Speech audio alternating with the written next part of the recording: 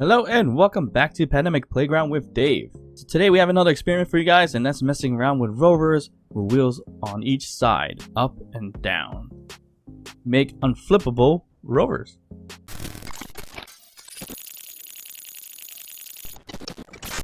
I don't know why I haven't done this in a while, because obviously I flip rovers very often anyways, but I finally decided to experiment with rovers with wheels on each side, up and down, to make these kind of rovers where we can't flip them. Well, technically we flip them sideways, but we can't flip them upside down, which is one of the biggest issues that I always have with space engineers for whatever the reason is. So the initial experiment or style or design that I thought of was the very basic brick rover build, and just added wheels on the top so that if you flip it, you can still drive it upside down basically. So this one here is a very basic build. It's just a 3x3 wheel suspension and wheels, and we also have the buggy cockpit right here in the middle with a battery in the back, and if for any reasons we also have some gyroscopes just in case, and a little bit of design with the barred windows. That's about it. So it's a simple rover design. It drives perfectly fine. I didn't really change the settings of the wheels a lot or too much, but as you see here, it drives pretty well, maneuvers pretty well. The only thing that's kind of weird is the wheels on top that are still moving, but of course we can flip this guy a bit and even get upside down. So when we're upside down, unfortunately we just got to be in the first person view, but let me see if I can change that.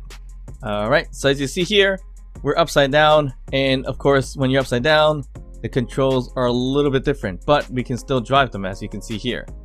So forward now becomes backwards from the positioning where I'm sitting, and backward becomes forward as you see there. Left and right is a bit different too, it's just the opposite. So yeah, so when you're upside down you have the issue where, you know, everything's opposite and you just gotta try to find a way to flip this back over.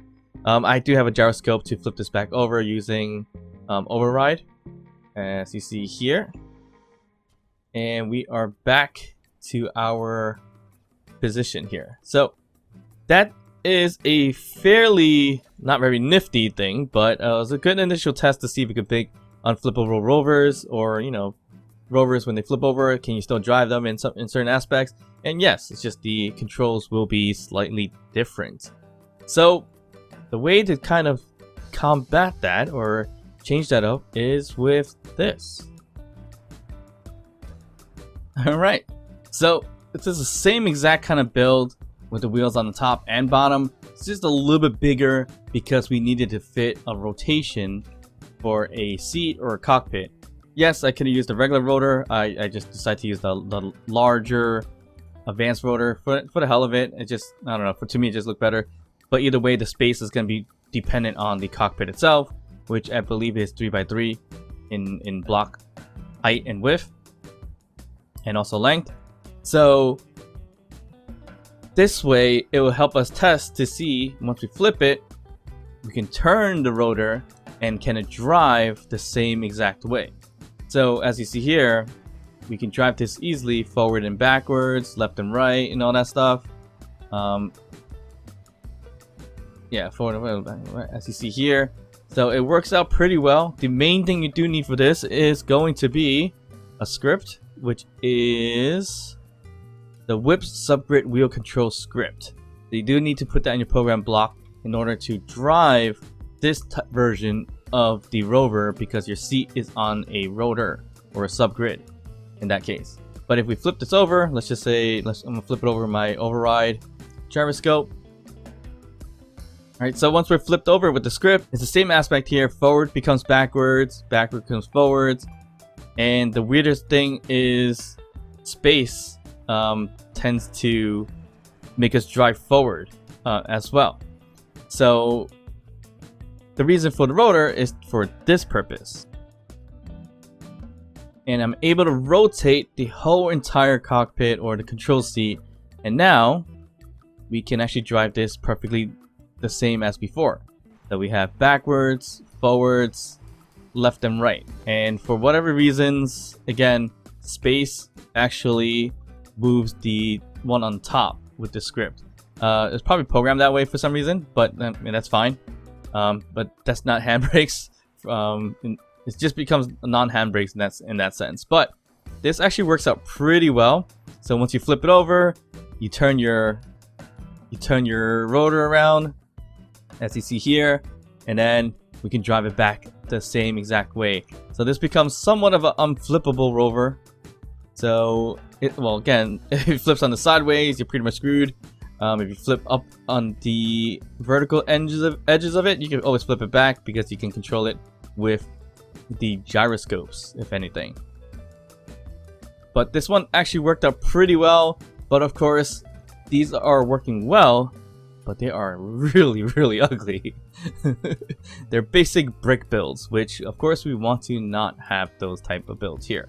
So let's move on to the next piece of it. Alright, so the next piece of this is actually, I try to make it a little bit different. Try to make it flat, so not that boxy brick version of it. And the best way to do that, eventually I had to put in a different cockpit. This cockpit here is actually a lot bigger or a lot taller than most cockpits. This is actually a 4 wide or 4 tall blocks versus the 3 blocks for this kind of cockpit. So this cockpit didn't work out in a lot of ways, but this was just my initial experiment with this. And another thing is I was able to use the trick that Don had explained in one of his videos to convert and place 5x5 small grid wheel into a smaller wheel suspension, which this one's the 3x3 wheel suspension, as you see on the right hand side. So in order to do that, you just need to pretty much take a 5x5 wheel and remove the suspension, and then grab this using either a rotor or crane system. I used a very tiny ship to use a landing gear to grab it, placed it right next to the suspension of the 3x3 suspension that I put on here initially. And you do need to make sure to have build vision. So once you have build vision, you can go to the options down here, and there's actually an option to attach, which is different from being in your cockpit looking at the wheel, because there is no attach button. So that is a bit of a trick there they can use to put on some bigger wheels on smaller suspensions. Is there any drawbacks on doing that? Probably a little bit, but it does actually work out pretty well. So as you see here, I try to make this thing here equal height, so then we do flip this guy, we can still drive it. But of course that's not the case. Well, in some ways it is a case, because we are able to drive it, but just not the way we pretty much intended it to be driven. So for an example, if I flip this guy over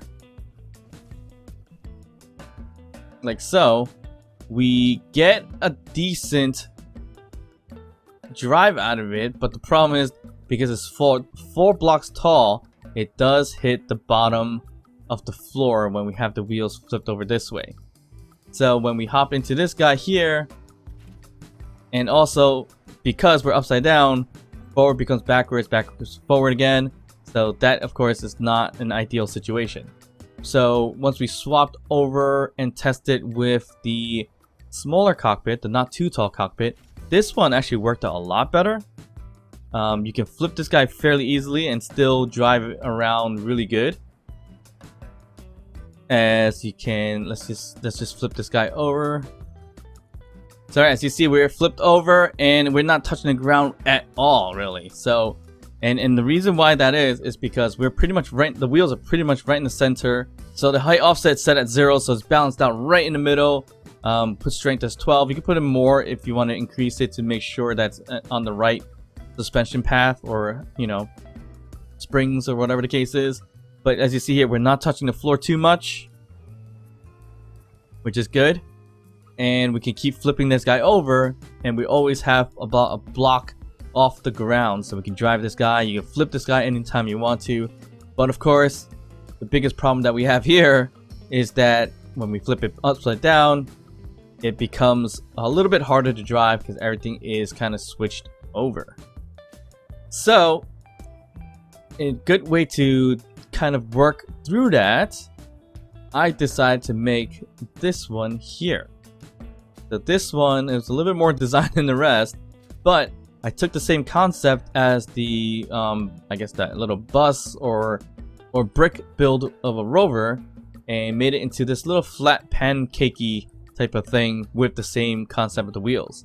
So these are 5x5 wheels on a 3x3 wheel suspension, and I added the rotor system so we can easily flip over to the other side if we do flip the whole entire rover around. So once that happens, as an example, we'll flip this guy over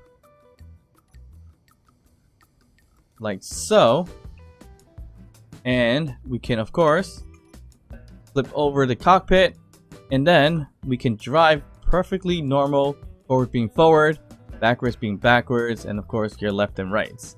So that is a pretty interesting way of making a bit of a unflippable rover. Well, you technically are flipping it, but I guess you can't get your rover stuck in many ways.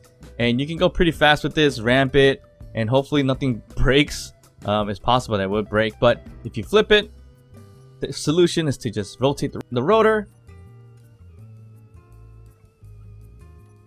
So rotate the rotor here with the cockpit, and then we can drive this as normally as possible.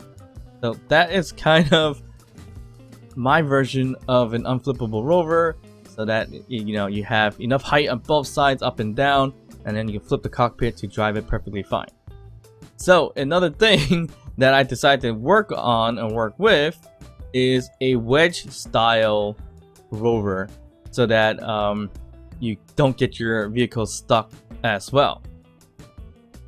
So initially I did this type of wedge system, and this is kind of taking the concept of one of these old RC cars that I remember seeing in commercials long time ago, where it has like a triangular shape, and it's very similar to this, where it has two sets of wheels on the bottom and one on top to make a triangular shape.